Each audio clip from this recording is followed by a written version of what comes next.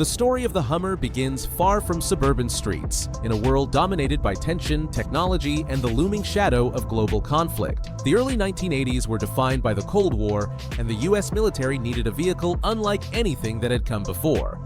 A machine that could carry troops and equipment safely across the harshest terrain imaginable. Existing vehicles, from jeeps to light tanks, were either too fragile, too slow, or too specialized. The military required versatility, endurance, and dominance in a single, formidable package. AM General, a small contractor from Indiana, took on the task. Engineers approached the design with absolute focus on function. Comfort, style, and everyday practicality were secondary concerns. Survival and performance were paramount. Each prototype underwent relentless testing. Scorching deserts, frozen tundras, rocky hills, and muddy wetlands were all used to push the machines to their limits. Every aspect of design, from engine choice to suspension, was scrutinized to ensure reliability under extreme conditions. By the mid-1980s, the high-mobility, multi-purpose wheeled vehicle, later known as the Humvee, emerged. Its design was unconventional, wide, angular, and intimidating. Soldiers initially mocked it for its size and awkward appearance, but once tested in the field, it became clear that this machine was extraordinary. It could climb inclines, ford rivers, navigate rocky terrain, and carry heavy loads without compromising stability. Armor could be added for protection, and its modular design allowed it to serve multiple roles: troop transport, medical evacuation, or as a weapons platform. The Gulf War brought the Humvee to international attention. Television broadcasts captured columns of these vehicles cutting through desert landscapes, leaving clouds of dust in their wake. Soldiers praised their reliability, commanders marveled at their versatility, and civilians were captivated by the silhouette of this imposing machine. The Humvee quickly became a symbol of American military dominance, representing power, endurance, and technological superiority. Interest in a civilian version emerged naturally. People wanted to own a piece of that power, a tangible connection to the strength it represented. Actor Arnold Schwarzenegger noticed the potential while on a film set. He lobbied AM General, even offering financial support, and by 1992, the Hummer H1 was born, a civilian adaptation of the battlefield monster. The H1 was massive and intimidating. Parking in urban areas was challenging, fuel consumption was high, and its sheer size made it impractical for most neighborhoods. Yet these very traits added to its allure. Owning a Hummer was a statement, a declaration of power, audacity, and defiance. Early buyers were not just car enthusiasts, they sought identity, dominance, and the rare thrill of commanding a vehicle forged for war on suburban streets. Even as the H1 gained fame, society was beginning to shift. Environmental awareness increased, urban density grew, and economic pressures highlighted the impracticalities of such a massive vehicle. Yet, the Hummer's reputation ensured it remained a powerful cultural symbol, setting the stage for the next chapter: mass production, celebrity obsession, and the rise of the American Hummer craze.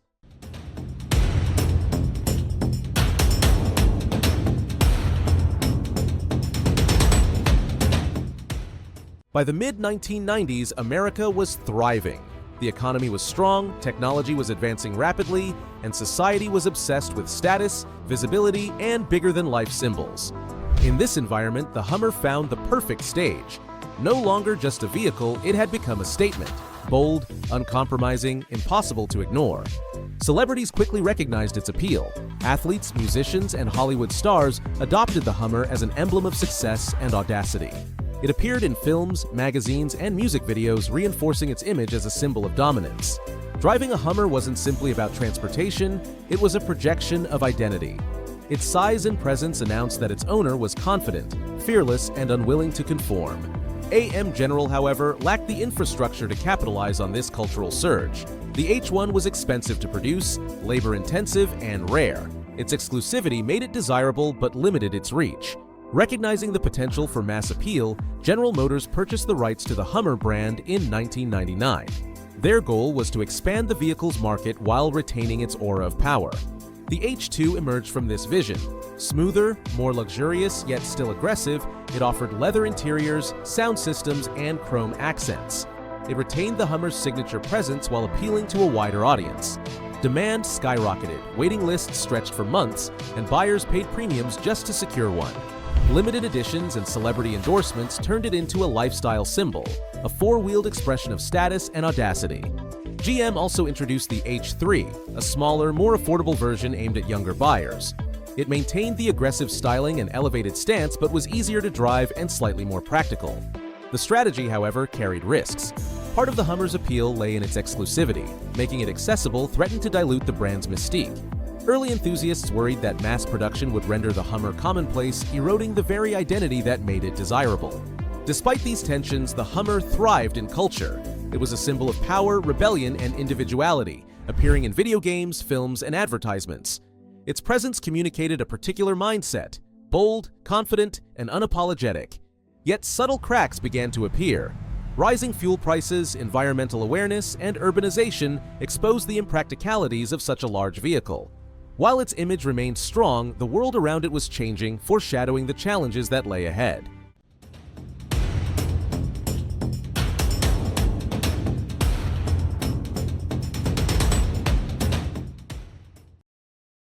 By the early 2000s, the Hummer had firmly entrenched itself as a cultural icon. Its presence in films, music videos, advertisements, and video games made it instantly recognizable.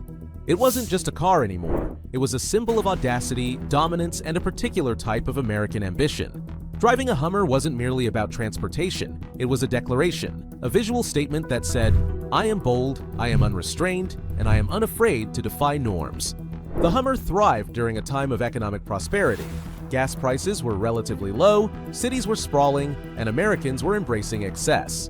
SUV ownership became a status symbol, and the Hummer was the pinnacle of that trend. Owning one meant wealth, power, and visibility. Celebrities flaunted them in music videos, athletes drove them to events, and film stars displayed them in action movies. Their image reinforced the vehicle's reputation as larger than life. Yet beneath the surface, cracks were forming. Gas prices began to rise steadily, drawing attention to the Hummer's inefficiency. Environmental movements gained momentum, and the impracticality of driving a massive, fuel-hungry vehicle in crowded cities became increasingly apparent. Urban areas were growing denser, parking was more difficult, and the Hummer's size, once an asset, became a liability. GM tried to maintain the brand's image with marketing campaigns, celebrity endorsements, and special editions. Luxury touches were added: leather interiors, entertainment systems, and chrome accents. But these additions did little to counter the growing perception of excess.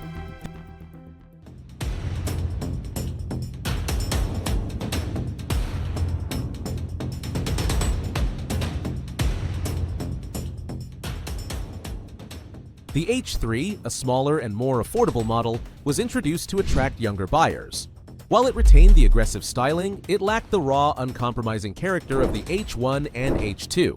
Enthusiasts criticized the H3 as diluted, a compromise that failed to capture the aura of the original Hummers. Inside GM, concern grew. A brand that had been synonymous with excess and audacity was now becoming a liability. Investments in production, marketing, and supply chains were significant, yet demand was slowing. The company faced a dilemma: continue to promote a symbol of extravagance in a world moving toward efficiency, or risk alienating their loyal audience. Despite the challenges, the Hummer maintained its cultural relevance. It continued to appear in media, embodying rebellion, power, and audacity. Yet the cracks were undeniable. Rising fuel costs, environmental awareness, and urban challenges revealed a disconnect between the vehicle and the evolving societal values. The Hummer was no longer perfectly aligned with the world around it, a realization that foreshadowed the difficulties to come. In essence, the Hummer had become a mirror reflecting both the boldness of its owners and the shifting expectations of society. Its identity, forged in excess, now faced the test of adaptation. While it remained an icon of audacity, the era of unchallenged dominance was coming to an end. The very traits that had propelled it to fame, size, power, and extravagance, now threatened to accelerate its decline.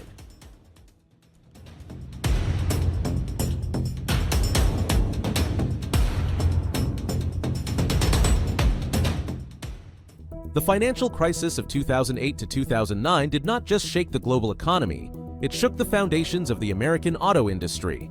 General Motors, once the unassailable titan of manufacturing, faced insolvency. Investments in brands that symbolized excess rather than efficiency were suddenly untenable, and Hummer sat at the top of that list. The vehicles that had once represented audacity and dominance were now liabilities in a world desperate for practicality, fuel economy, and economic stability. GM explored selling Hummer to external buyers. A Chinese automaker, Tengjong, expressed interest, promising to carry the brand into a new market. For a fleeting moment, hope shimmered. Perhaps Hummer could survive, reinvented, repositioned, and liberated from its US baggage. But politics intervened. The Chinese government refused approval, labeling Hummer as a symbol of waste and environmental recklessness. The message was clear. The world had changed, and Hummer's past excess was no longer a virtue. Without a buyer, GM had no choice. Production ceased. Factories closed, assembly lines fell silent, and thousands of workers, many of whom had dedicated decades to the Hummer brand, suddenly found themselves unemployed. For some, it wasn't merely a job ending, it was the death of a part of their identity. One longtime assembly worker recalled, "We weren't just building cars, we were building a legend." Seeing it disappear was like watching a piece of history vanish. The final H3s rolled off the assembly line under dim fluorescent lights, unnoticed by the media, uncelebrated by the public. The once loud marketing campaigns, the celebrity tie-ins, and the showroom glitz were replaced by silence. Dealers struggled to sell remaining inventory, and resale values plunged, leaving many early adopters to reconsider their investment in what had once been a symbol of ultimate audacity. Cultural commentary mirrored the decline. Articles lamented the death of a quintessentially American icon, while others framed it as a necessary casualty in a world increasingly aware of environmental responsibility. Television segments contrasted images of Hummers cruising in Hollywood with gas prices skyrocketing, framing the vehicles as relics of excess. Even loyal fans faced the bittersweet reality: the Hummer's era was over.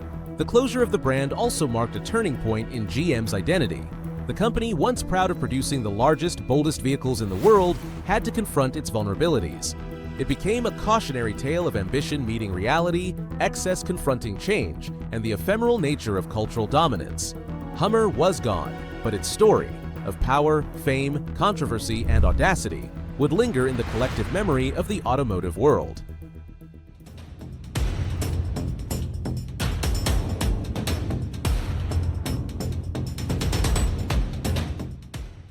By the early 2020s, the automotive landscape had shifted entirely. Electric vehicles, once niche, had become mainstream. Tesla and other innovators had demonstrated that performance, luxury, and sustainability could coexist, challenging automakers to rethink their approach. GM, recognizing both the cultural power of Hummer and the growing demand for EV cars, made a bold decision: to resurrect the Hummer as an all-electric vehicle. The Hummer EV retained the commanding presence that had always defined the brand. Its silhouette was unmistakable, blocky, aggressive, and imposing. But beneath the surface, it was an entirely new machine. Electric motors delivered instantaneous torque, allowing it to accelerate faster than many sports cars. Its battery allowed for long-range travel, and advanced suspension technology ensured it could navigate off-road terrain with surprising precision. For enthusiasts, it was a revelation. The beast had returned, silent but no less dominant. Marketing emphasized transformation and reinvention. The Hummer EV was no longer a gas-guzzling symbol of excess. It was a statement about possibility, resilience, and adaptation. Campaigns highlighted its off-road capability, cutting-edge technology, and environmentally conscious design. GM carefully balanced nostalgia with innovation, appealing to longtime fans while attracting a new generation of buyers who valued sustainability and performance equally. Cultural reaction was mixed but intrigued. Traditional enthusiasts admired the EV's homage to the past. Its sheer size, angular styling, and commanding presence were all intact. Younger buyers, particularly those interested in innovation and green technology, were drawn to its electric powertrain and advanced features. The vehicle became a bridge between eras, honoring legacy while signaling a bold step into the future. The Hummer EV also demonstrated the enduring power of narrative. GM positioned it not merely as a car but as a symbol of redemption. It transformed a brand once criticized for waste into a statement about evolution, adaptability, and responsibility. Critics remained skeptical, noting the vehicle's massive size and historical reputation. Yet performance tests, real-world reviews, and public reactions suggested that the Hummer's spirit, audacious, dominant, and impossible to ignore, had survived intact. Driving the EV Hummer was unlike its predecessors. It offered precision, control, and raw power without the environmental guilt. Acceleration, handling, and off-road capability had all improved dramatically, while its presence on the road remained undeniable. It was audacious, yet refined, powerful, yet responsible. For many, it was a revelation. The Hummer had learned from its past, embracing transformation without losing identity. Ultimately, the Hummer EV proved that the essence of a brand is not tied solely to form or function, but to ideas, perception, and narrative. It had returned, not by repeating history, but by redefining it. Its journey, from military machine to civilian icon, from decline to resurrection, encapsulated a lesson. Audacity endures, but only when paired with adaptation. The Hummer E-Phi remained unmistakably Hummer. Its legacy of defiance, power, and cultural significance survived in a modern electric form. It could conquer terrain, dominate attention, and evoke awe, quietly, efficiently, and sustainably. For a new generation of drivers, it symbolized possibility. That even the most audacious icons could find a second life, and that reinvention could be as thrilling as the original triumph.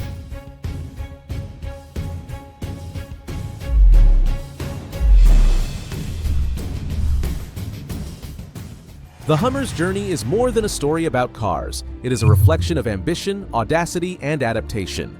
From its origins as a battlefield machine to its rise as a cultural icon, its fall during economic turmoil, and eventual resurrection as an electric vehicle, the Hummer embodies both the power and impermanence of symbols. Even in decline, it left an indelible mark. Its size, aggression, and unmistakable presence became a lens through which society examined status, consumption, and identity. It reminded us that audacity can inspire admiration but also criticism, and that cultural relevance requires awareness of shifting realities. In the end, the Hummer is more than metal and wheels. It is a symbol of aspiration, evolution, and resilience. Its story shows that even the boldest creations can adapt, endure, and inspire again. In some way, we have never stopped driving it, not just on roads, but through the imagination, ambition, and audacity it represents. Thank you guys for watching, hope you enjoyed the video, and don't forget to like and subscribe. Until then, I'll catch you in the next one.